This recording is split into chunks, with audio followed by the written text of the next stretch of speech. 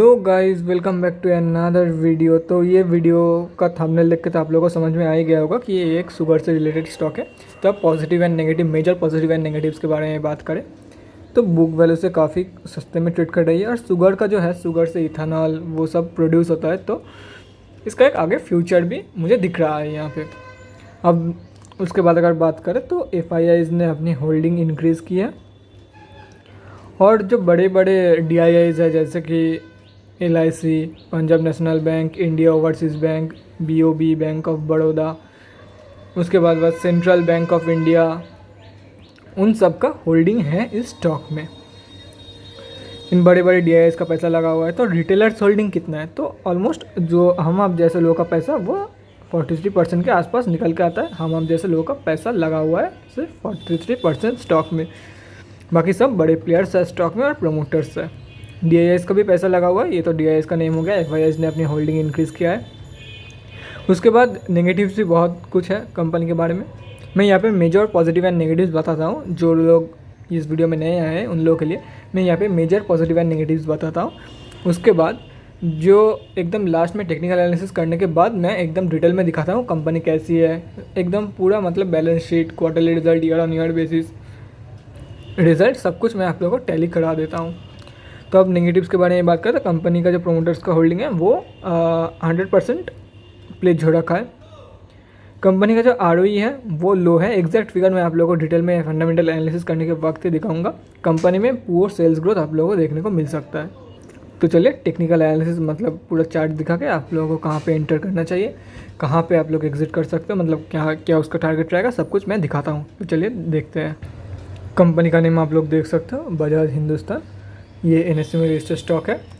आज upper circuit में close हुआ है। एक बाउंस बैक दिखाया है इसने, एक अच्छा खासा इसने बाउंस बैक दिखाया। ऑलमोस्ट इसका जो रैली स्टार्ट हुआ था ऑलमोस्ट 11 रुपये से, वो रुका था 24 रुपीज़ में जाके। और वहाँ से एक रैली इसने मतलब पूरा 11 से 13 रुपये, मतलब 100% से भी ज़्यादा का गेन ये दे के जा चुका है ऑलरेडी। तो अब आगे स्टॉक में क्या करना चाहिए? अभी फिर से इसमें अपर सर्किट लग रहा है। तो मैंने ये जो ब्लैक लाइन ड्रॉ किया है ये आप लोग देख सकते हो। ये ब्लैक लाइन कुछ नहीं करना है। जिन लोगों को भी ड्राइंग नहीं आ रही, बहुत ही सिंपल है ड्रॉ करना। एक ट्रेंड लाइन लेना है, वो भी कहाँ से मिल जाता है, मतलब एक ये मैं ट्रेडिंग व्यू पे देख रहा हूँ।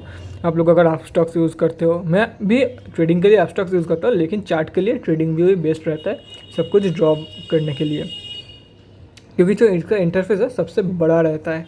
उसके बाद आप लोग अगर ज़ीरोधा यूज़ करते हो, एंजल ब्रोकिंग, ग्रो यूज़ करते हो, तो सबका अलग अलग जगह पे रहता है। लेकिन ये ट्रेडिंग व्यू जो है वो सबके लिए फ्री है। आप लोग यहाँ पे आके देख सकते हो। कुछ नहीं करना है, जस्ट यहाँ पे ड्राइंग्स पैनल ओपन करना है। उसके बाद ट्रेंड लाइन लेना है और ट्रेंड लाइन लेके क्या करना है, ट्रेंड लाइन लेके ये जो कैंडल आप लोगों को दिख रहा है, ये वाला ग्रीन कैंडल, ये वाला ग्रीन कैंडल और ये वाला रेड, एक पूरा मैच करके एक लाइन ड्रॉ कर देना है। अगर क्योंकि ये आप लोग देख सकते हो, ये जो ब्लैक लाइन है इसे टच करके फिर से एक बार पहले भी, मतलब 2 बार पहले भी ये स्टॉक ऊपर जाने की कोशिश की थी, लेकिन ये ब्लैक लाइन टच करके फिर से नीचे गिरा। उसके बाद फिर से, और ये जो इसका मेजर सपोर्ट एरिया निकल कर है 16 रुपये, ये 16 रुपये से सपोर्ट लेके फिर से बाउंस बैक दिखा रही है। तो अगर 16 मतलब 2-4 दिन पहले वीडियो बना था तो मैं बोल सकता था कि 16 रुपये के लेवल में आप लोग बाई करके चल सकते हो ड्यूरिंग बाउंस बैक, क्योंकि अगर यहाँ पे बाउंस बैक कंफर्मेशन हुआ है तो इस दिन भी हल्का ट्रेडिंग हुआ था, थोड़ा बहुत ट्रेडिंग हुआ था। तो आप आराम से आप लोग एंटर कर सकते थे। फॉर दी टारगेट सब ये निकल के आता है ऑलमोस्ट 19 रुपीज़ का टारगेट के लिए आप लोग आराम से बाई करके चल सकते थे। पर शेयर एटलीस्ट आप लोग को 2 रुपीज़ गेन होता ही होता। मतलब अगर अभी भी एंटर करते हो तब पर शेयर आप लोग का 2 रुपीज़ गेन होगा, एटलीस्ट 2 रुपीज़ गेन होगा। अदरवाइज़ अगर यहाँ पे वीडियो बनाया था तो 2.5 रुपये तक भी आप लोग पर शेयर कमा सकते थे। तब आगे क्या करना है? अब आगे एंट्री नहीं लेना है, क्योंकि तो बाउंस बैक कन्फर्मेशन हो गया है। मैं ये रिकमेंड कभी भी नहीं करूँगा कि एक ट्रेंड स्टार्ट हो जाने के बीच में, मतलब ट्रेंड को चेज़ नहीं करना है कभी भी। ट्रेंड स्टार्ट होने से पहले एंटर कर जाना है, या तो फिर ट्रेंड होने के वक्त। ट्रेंड के बीच में कभी भी एंटर मत करना। मान लो कि ये जो आप लोग कल मंडे को एंटर किए हो 17 रुपये के लेवल पे, 17 रुपये के लेवल पे, और ये 18 रुपये से नीचे गिर जाती है लोअर सर्किट में, तो आप लोगों का लॉस होगा, गंदा लॉस होगा आप लोगों का। तो अगर ये अपर सर्किट में क्लोज हुआ है तो इसके ऊपर भी मतलब एटलीस्ट आप लोगों को 17.6 के लेवल में मिलेगा। अगर अपर सर्किट में ओपनिंग होता है तो 17.6 रुपीज़ के लेवल में आप लोग एंटर कर सकते हो, 7.65 के लेवल में आप लोग एंटर कर सकते हो इस स्टॉक में। तो अगर 18 से नीचे गिरता है तो और डिलीवरी ट्रेड लोगे तो एक दिन में आप लोग बेच भी नहीं पाओगे उसे, उस शेयर को आप लोग एक दिन में बेच भी नहीं पाओगे। शेयर क्रेडिट होने के पहले ही आप लोगों को बेचना पड़ेगा, जो बहुत सारे बिगिनर्स के लिए इम्पॉसिबल रहेगा, इसलिए मैं बोल रहा हूँ। और बहुत सारे ब्रोकर भी वो जो बाय टुडे सेल टुमारो वो वाला जो फीचर है वो नहीं देता है, बहुत सारे ब्रोकर्स हैं, इसलिए मैं बोल रहा हूँ अगर एंटर करना होता तो यहाँ पे एंटर कर लिए होते, लेकिन अभी एंटर मत करना। एंटर करने के बाद में मत सोचना, क्योंकि रिस्क बहुत ही ज़्यादा हो जाएगा। अगर आप लोग 17.65 रुपये के प्राइस पॉइंट में एंटर करते हो तो आपका टारगेट 19 ही रहेगा, लेकिन क्या पता अगर यहाँ से बाउंस बैक दिखा दे, नीचे आ जाए 18 रुपये के लेवल से, क्योंकि आप लोग देख सकते हो 18 रुपये के लेवल में भी एक अच्छा खासा स्लाइड रेजिस्टेंस या सपोर्ट एरिया है, मतलब सेमी सपोर्ट या सेमी रेजिस्टेंस एरिया आप लोग बोल सकते हो। तो अब आगे क्या करना है, तो कहाँ पे एक्चुअली आपको ट्रेड लेना है। तो ये जो लाइन दिख रहा है आप लोगों को 19+, अगर 19+ ऐसे अच्छा खासा ग्रीन कैंडल के साथ फॉर्म हो जाता है, 19+ चली जाती है कंपनी ग्रीन कैंडल के साथ, ऐसा वाला ग्रीन कैंडल के साथ, जहाँ पे जो बाइंग वॉल्यूम है वो थोड़ी ज़्यादा रहे compare to the average volume जो कि निकल के था यहाँ तक। अगर इसके ऊपर क्लोजिंग कर देता है 19 रुपीज़ के ऊपर, तो आप लोगों को क्या करना है, 19 रुपीज़ प्लस बाई करना है। कन्फर्मेशन होते होते 20 रुपीज़ हो जाएगा, 20 रुपीज़ में बाई कर लेना है 24 की टारगेट की तरह।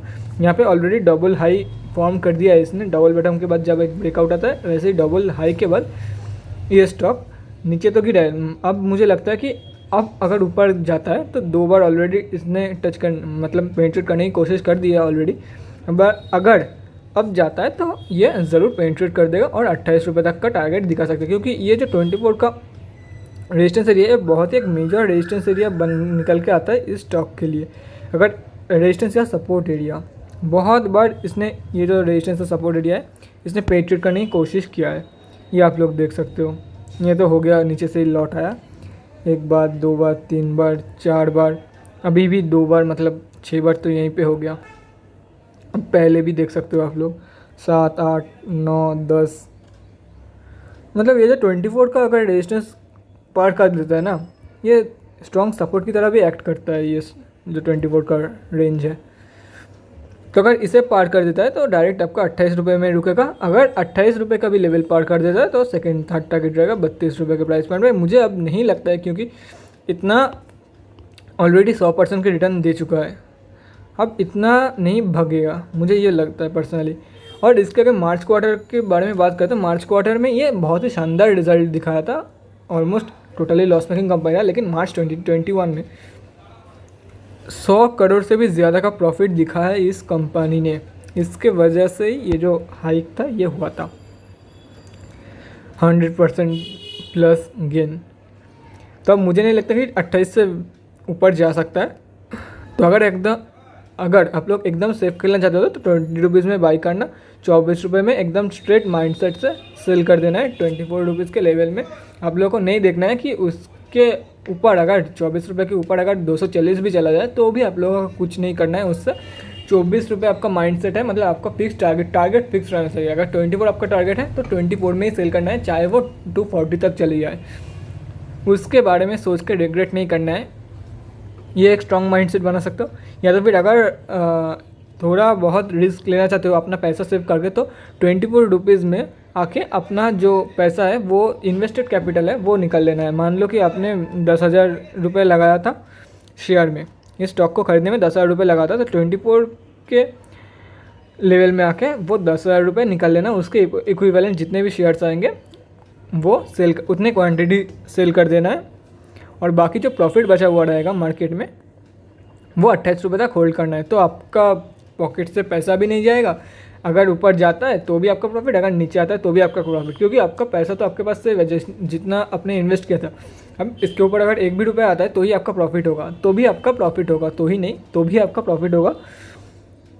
अगर नीचे भी गिर जाता है, 2 रुपये का भी लेवल दिखाता है तो भी आपका प्रॉफिट ही होगा, ये दिमाग में बैठा लेना। तो जिस मेथड आप लोगों को अच्छा लगा उसी मेथड पे आप ट्रेड कर सकते हो। अब फंडामेंटल्स के बारे में बात करते हैं। ये आप लोग देख सकते हो NSE में खुला हुआ है बजाज हिंदुस्तान, सॉरी गाइज ये क्या, अरे गाइज एक सेकेंड, हाँ Bajaj Hindustan sugar limited Nifty FMCG sector में लिस्टेड है कंपनी। उसके बाद अगर बात करें पेंडिंग ऑर्डर क्वांटिटी का, 27,310 क्वांटिटी अभी ऑर्डर पेंडिंग है, 16.85 मतलब फ्राइडे का जो क्लोजिंग प्राइस था वहाँ पे अभी पेंडिंग ऑर्डर है ऑलमोस्ट 27,000 क्वांटिटी। कितना अमाउंट ट्रेडिंग हुआ था, 28 lakh, almost 29 lakh quantity trade हुआ था, जिसका वैल्यू निकल के आ रहा था almost 485 lakh rupees. Delivery position के बारे में बात करें, डिलीवरी पोजीशन अपडेटेड नहीं है। मुझे अब लगता है कि 100% ही डिलीवरी पोजीशन रहेगा स्टॉक में, क्योंकि अपर सर्किट में क्लोज होता है, लेकिन थोड़ी बहुत ट्रेडिंग हुआ था तो 90% पकड़ के चल सकते हो आप लोग, बाकी आप लोगों के ऊपर है। तो यहाँ पे आप लोग देख सकते हो कंपनी क्या करती है, जैसे कि मैंने बताया manufacture of sugar, alcohol and generation of power, ये दोनों मैंने नहीं बताया था लेकिन अब भी आप देख सकते हो। ROC एंड ROE नेगेटिव में जा रखा है, बुक वैल्यू से सस्ते में ट्रेड करिए फिलहाल, it's trading and 152 week high compare to the 52 week low. एक साल में ऑलमोस्ट 400 से 500% की रिटर्न देके जा रही है कंपनी। मार्केट कैप 2152 करोड़ का है। बाकी प्रोज एंड कॉन्स के बारे में बात करें, प्रोज में आप लोग देख सकते हो सिर्फ एक ही पॉइंट है, स्टॉक बुक वैल्यू से कम रुपए में ट्रेड कर रही है। अगर कॉन्स के बारे में बात करें तो 90% चीज़ें कौन सी है, मतलब 60% चीज़ें कौन सी है, 90% नहीं, प्रोमोटर होल्डिंग कम है, लो ROE है। लेकिन जो पुअर सेल्स ग्रोथ देखने को मिला है, ये एटलीस्ट सेल्स ग्रोथ पॉजिटिव में है, मतलब हो रहा है, थोड़ी बहुत हो रहा है। Something is better than nothing, ये हमेशा याद रखना। हम लोग को पता भी है ये कहावत। Contingent liabilities of 1075 crore, promoters have pledge 100% of their holding. Video के स्टार्टिंग में मैंने आप लोगों को बता दिया था, company might be capitalising the interest cost. अब क्वार्टरली रिजल्ट के बारे में बात करें तो क्वार्टरली रिजल्ट में आप लोग देख सकते हो, जैसे कि मैं बोल रहा था, इसका जो मार्च का एक्सपेंसेस है, सेल्स में ज़्यादा कुछ फ़र्क नहीं आया, लेकिन ऑपरेटिंग प्रॉफिट इतना अच्छा खासा देखने को मिला है, क्योंकि इसका जो एक्सपेंसेस है कंपनी ने अच्छे से कंट्रोल किया है अपने एक्सपेंसेस। सेल्स तो वही है, इससे भी ज़्यादा सेल्स पहले हुआ था मार्च 2019 में, देख सकते हो। सेल्स तो ठीक ठाक ही है, मतलब जैसे नॉर्मली होता है वैसे ही हुआ है, लेकिन जो एक्सपेंस है इनमें कंट्रोल कंपनी का बहुत ही अच्छा था। पहले क्या होता था, जो सितंबर 2020 में भी देख सकते हो आप लोग, जो सेल्स है उससे ज़्यादा तो एक्सपेंसेस है कंपनी का, एक्सपेंसेस अच्छे से कंट्रोल किया है, इसलिए ऑपरेटिंग प्रॉफिट ने आप लोग को प्रॉफिट देखने को मिला है। और जो इंटरेस्ट है वो भी इस बार कम था, डिप्रिसिएशन वैल्यू भी इस बार कम था, लेकिन अदर इनकम भी इससे ज़्यादा था, मतलब अदर इनकम पिछले क्वार्टर से ज़्यादा था। इसके चलते नेट प्रॉफिट में एक अच्छा खासा चेंज देखने को मिला है, -53 -160, मतलब टोटली लॉस की तरफ बढ़ रहा था कंपनी, धीरे धीरे ज़्यादा लॉस दे रहा था। पहले 53 करोड़ का लॉस, 160 करोड़ का लॉस, 191 करोड़, उसके बाद बूम 112 करोड़ का प्रॉफिट, डायरेक्ट 191, मतलब ऑलमोस्ट 300+ करोड़ का जंप देखने को मिला है आप लोग को प्रॉफिट के कंपैरिजन में। Profit and loss yearly basis में बात करें तो आप लोग देख सकते हो, इतना अच्छा खासा सेल में ग्रोथ होने के बावजूद मार्च 2020 से कम हुआ था, लेकिन अगर सितंबर 9 से कंपेयर करोगे तो अच्छा खासा ग्रोथ हुआ है। बहुत सारे कंपनी में इतना ज़्यादा ग्रोथ देखने को नहीं मिलता है, खास करके पेनी स्टॉक्स में। ये बहुत ही पुराना पेनी स्टॉक है, सितंबर 9 से आप लोग देख ही सकते हो। एक्सपेंसेस इसका इतना भी ज़्यादा नहीं है, लेकिन मार्च 2020 से काफ़ी ज़्यादा था, इसके चलते जो ऑपरेटिंग प्रॉफिट है उनमें फ़र्क देखने को मिला है आप लोगों को कंपेयर टू मार्च 2020। और जो नेट प्रॉफिट है उनमें भी लॉस दिखाया है इसने ईयरली बेसिस पे, लेकिन वो जो लॉस है वो बहुत ही ज़्यादा है, ऑलमोस्ट 6 टाइम्स ऑलमोस्ट आप लोग बोल सकते हो, 6 टाइम्स लॉस दिया है compare to March 2020, 5 to 6 times, उसके बीच में ही आएगा, क्योंकि 6 टाइम्स तो 300 करोड़ होता। आप लोग कैलकुलेट कर लें अगर आप लोगों को पता लगाना है तो। बैलेंस शीट के बारे में बात करें तो बोरोइंग्स इसने डेब्ट रिड्यूस किया, ये प्रोज में नहीं लिखा था, क्यों नहीं लिखा तो पता नहीं, इसने डेब्ट रिड्यूस किया कंपनी ने, इसके लिए तो इंटरेस्ट कॉस्ट कंपनी का कम हुआ है और ये कंपनी इस बार इतना शानदार प्रॉफिट दिया है। कैश फ्लो के बारे में बात करें, कैश फ्लो नेगेटिव में जा रखा है, jump of 80 crore can be seen here. उसके बाद रेशियोज़ के बारे में बात करें तो रेशियोज़ आप लोग देख सकते हो, शेयर होल्डिंग पैटर्न में प्रोमोटर्स का होल्डिंग बहुत ही लो है, आप लोग देख सकते हो। FIIs ने अपने होल्डिंग इंक्रीज़ किया, जैसे कि मैं बोल रहा था, बाई 0.3% इन्होंने अपना होल्डिंग इंक्रीज़ किया। DIS ने अपने होल्डिंग सेल कर दिया। PNB यहाँ पे देख सकते हो, CBI मतलब central bank of India, IDBI bank, Canada bank, उसके बाद LIC, उसके बाद Indian bank, orient bank of commerce, इनका स्टेक तो सेल कर दिया इन्होंने।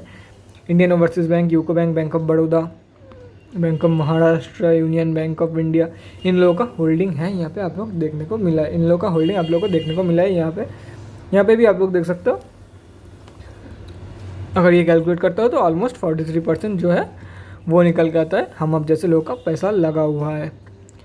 तो ये इस वीडियो के लिए इतना ही। लॉन्ग टर्म के लिए आप लोग खोट खा कर चल सकते हो, क्योंकि ये शुगर मैन्युफैक्चरिंग कंपनी है। शुगर, अगर इथेनॉल के बारे में बात करें तो शुगर एक हाइप में रहने वाला है फ्यूचर में भी।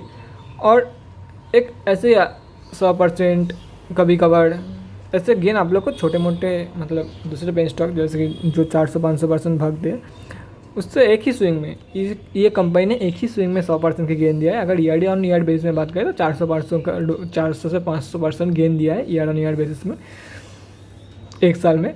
तो बाकी आप लोगों के हाथ में। और कुछ भी इन्वेस्टमेंट करने से पहले अपने फाइनेंशियल एडवाइज़र की सलाह ज़रूर ले लेना, या तो फिर अपने खुद के रिसर्च ऐड कर लेना। आफ्टर ऑल आपका पैसों का सवाल है, किसी को भी ब्लाइंडली फॉलो मत करना, मुझे भी नहीं, ब्लाइंडली फॉलो बिल्कुल भी मत करना। आज के वीडियो के लिए इतना ही, अगले वीडियो में मिलते हैं। Till then bye guys, thanks for watching and keep supporting. अगर आप लोगों को कुछ भी जानना है तो कमेंट सेक्शन में कमेंट करके आप लोग बता सकते हो, और अगर आप लोगों को कुछ भी पर्सनली पूछना है तो डीएम में आप लोग बता सकते हो, मैं उसके ऊपर वीडियो बना दूंगा। Bye guys and thanks for supporting.